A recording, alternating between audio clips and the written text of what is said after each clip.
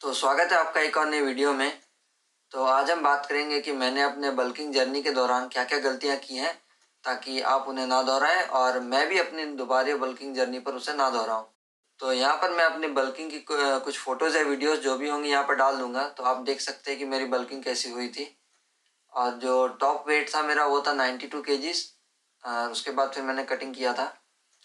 तो मैंने वर्कआउट शुरू किया था आज से 1 साल पहले 23 नवंबर को 2023 को। और जो शुरू-शुरू में मैं वर्कआउट करता था वो तो नॉर्मल जो जिम ट्रेनर बताते थे मैं वही करता था, क्योंकि उतना पता नहीं था शुरू-शुरू में। लेकिन मैं वीडियोज़ बहुत देखता था यूट्यूब पर कि कैसे हम जल्दी अपने मसल को ग्रो कर सकते हैं। तो वहाँ से मुझे जानकारी मिली कि शुरू-शुरू में जो होता है आप जल्दी मसल गेन कर सकते हैं, क्योंकि मसल्स को उतना कुछ पता नहीं होता है अभी, और उन्हें आप सडन टॉर्चर करते हैं तो वो ग्रो होते हैं शुरू-शुरू में, जिन्हें न्यूबी गेन्स कहते हैं। फिर मैंने धीरे-धीरे वीडियोस देखा बल्किंग का, कटिंग का कैसे होता है, प्रोसेस क्या होता है, कितना प्रोटीन खाना चाहिए, क्या खाना चाहिए, नहीं खाना चाहिए। तो मैंने शुरू-शुरू में सोचा था कि मतलब 1 महीना तक ट्रेनर के बात पे ही मैं था, और उसके बाद फिर मैंने अपने खुद से करना शुरू कर दिया था।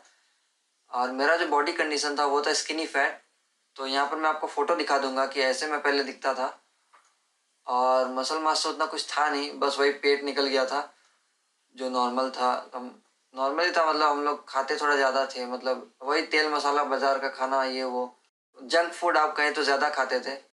हाँ, फिर मैंने सोचा कि मैं पहले अपना स्प्लिट चेंज किया, जो कि मैंने किया था पुश पुल लेग्स पर। हाँ, मैं नॉर एक मसल करता था पहले शुरू-शुरू में, फिर मैंने पुश पुल लेग्स पर शुरू किया करना। और मैं करता था मतलब हर एक मसल का 5 एक्सरसाइज मैं करता था। तो मैंने अपना जो भी वर्कआउट में मैंने किया है पास्ट में, वो सब मैंने पिक्चर्स के साथ यहाँ यूट्यूब पर भी कम्युनिटी पोस्ट पर अपलोडेड है, और इंस्टाग्राम में भी हर दिन का पोस्ट में डालता था।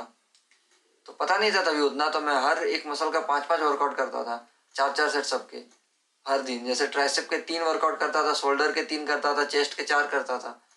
ऐसे मैं करता था वर्कआउट तभी तभी तभी माइंड मसल कनेक्शन उतना नहीं था, पता नहीं चलता था मसल पर लग रहा है कि नहीं लग रहा है। तो हाँ, फिर मैंने स्टार्ट किया बल्किंग। तभी मेरा बॉडी वेट था 81 केजीज था स्किनी फैट पर। फिर मैंने कट करना शुरू किया था, तभी शुरू-शुरू में मैं कट कर रहा था। फिर मैं कट करते हुए 78 केजीज तक ले गया था। क्योंकि भाई तभी सबके एब्स चाहिए, तो मैंने भी सोचा कि एब्स तो, क्योंकि तभी छूकर पता चल रहा था कि एब्स है शायद, तो मैं कट करने पे चला गया। फिर धीरे-धीरे आइडिया हुआ, फिर मैंने बल्क करना शुरू किया 78 केजी से, और फिर मैं 90 केजीज तक 92 केजीज तक उसको लेकर गया। और 92 केजीज तक ले गया, फिर मुझे इंजरी भी हो गई, तो मैं 1.5 महीना तक मैं बैठा हुआ था घर पर, वर्कआउट नहीं कर रहा था। वही एल्बो की और शोल्डर की, और हाँ, एल्बो और शोल्डर का ही हुआ था। तो फिर मैं 1 महीना बैठा हुआ था। तो बल्किंग में मैंने क्या गलती किया, तो शुरू में तो वही वर्कआउट, मतलब 15-15 वर्कआउट कर रहा था मैं एक-एक दिन पर। कार्डियो, हाँ, और एक कार्डियो में नहीं कर रहा था, दूसरा वर्कआउट दूसरा गलती जो था कि मैं स्टेप्स नहीं चल रहा था तभी, जो कि चलना चाहिए था। और जो इसके बाद तीसरा गलती हम मेरा था वो था डाइट का।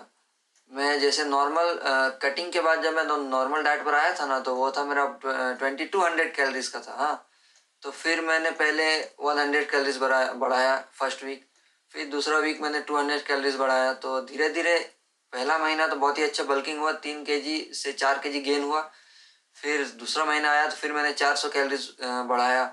उस तरह से मैं 3000 कैलोरीज तक गया।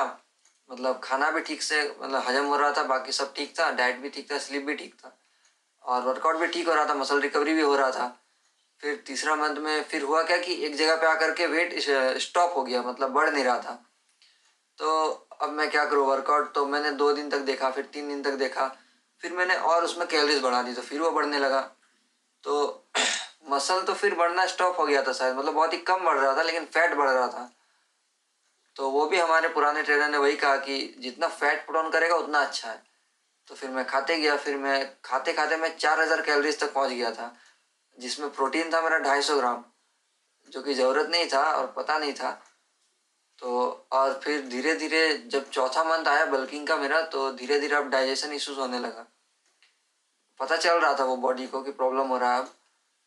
उसके बाद मैं लास्ट गया था 4200 कैलोरीज तक, क्योंकि वही वेट स्टॉप हो जा रहा था एक सर्टेन टाइम तक बढ़ने के बाद। तो मैं उसको दोबारा बढ़ाने के लिए मैं अपना डाइट बढ़ा दे रहा था। और डाइट में मैंने क्या क्या नहीं खाया, मतलब protein, nuts, whey protein, chicken, egg, fish, पनीर, सोयाबीन और रोस्टेड चना, फिर ब्राउन ब्रेड, फिर बनाना, फिर दही, मतलब बहुत कुछ खाया था मैंने बल्किंग के टाइम पर। और वो भी यहाँ पर पोस्ट में अपलोडेड है, एक वीडियो अपलोडेड है शॉर्ट्स पर मेरे यूट्यूब पर, कि मेरा बल्किंग डाइट था क्या, 400 कैलोरीज का, 4000 कैलोरीज का। हाँ, और बल्किंग पे जो स्ट्रेंथ गेन हो रहा था वो मैंने बताया ना आपको कल की 30 kg से मैं डंबल प्रेस कर रहा था तभी, और स्क्वाट 100 kg से मार रहा था स्ट्रेंथ में। और उसी में मतलब स्ट्रेंथ तो बढ़ रहा है तो भाई खुशी हो रहा है, उसी चक्कर में और हेवी में मारे जा रहा हूँ।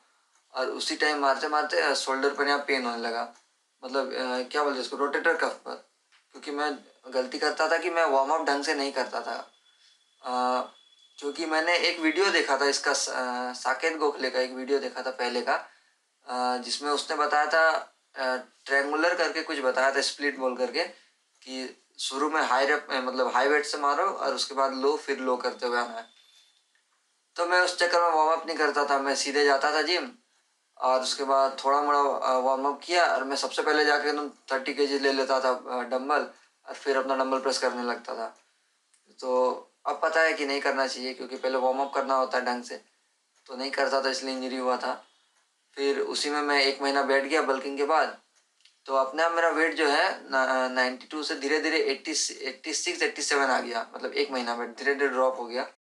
और फिर वहाँ से 86 kg से मैंने अपना कटिंग शुरू किया, तो अभी मैं 70.65 kg पर हूँ, आज का जो बॉडी वेट है। तो कटिंग तो मैंने बहुत ही संभाल संभाल के ही की है, देख के तो पता चलता है। मैं आपको यहाँ पर बल्किंग और कटिंग की फ़ोटोज़ दिखा दूंगा कि यहाँ मेरा बल्किंग था पीक लास्ट फ़ोटोज़, और यहाँ पर मेरा कटिंग का है अभी का लास्ट फ़ोटो। और वर्कआउट स्प्लिट, ये एक मैंने बढ़िया काम किया था कि मैं पुश पुल लेग्स कर रहा था, लेकिन कुछ ज़्यादा ही कर रहा था। धीरे धीरे बल्किंग के लास्ट लास्ट में मुझे महसूस होने लगा मसल कि अब ये हो चुका है, अब इस मसल को और टॉर्चर नहीं करना चाहिए। तब धीरे धीरे वो वर्कआउट मैंने कम किया था। और फिर जब मैंने कटिंग शुरू किया तो कटिंग में भी मैं पुश पुल लेग्स ही कर रहा था शुरू में। तो 1 से 2 वीक में ही मुझे पता चल गया कि मसल रिकवर नहीं हो रहा है। मतलब वो तीसरे दिन दोबारा ट्रेन कर रहा हूँ तो वो नहीं हो रहा, मतलब रिकवर नहीं रहता, सॉर ही रहता था। तो फिर मैंने अपने 4 डेज स्प्लिट्स करना शुरू किया, तो तब जा करके वो ठीक है। अभी अभी भी मैं वही करता हूँ, 4 दिन में हर एक मसल को दोबारा ट्रेन करता हूँ। तो अब मसल रिकवरी ठीक है। और देखते हैं कि दोबारा से मैं जब बल्किंग अभी करूँगा तो क्या पुश पुल लेग्स सूट करता है कि नहीं, देखना होगा। अगर करता है तो वो ऑप्टिमल रहेगा हमारे लिए, क्योंकि वही संडे को छुट्टी रहता है ना, तो वो मंडे फिर रिपीट हो जाएगा जो भी सर्कल है। हाँ, कटिंग में मैंने एक गलती की है कि मैंने सैलेड को थोड़ा लेट इंट्रोड्यूस किया अपने डाइट में। मुझे पहले ही कर लेना चाहिए था, पता नहीं क्यों नहीं किया मैंने। जो मैं अभी बीट रूट लेता हूँ ना, वो मुझे पहले से ही ऐड करके रखना चाहिए था।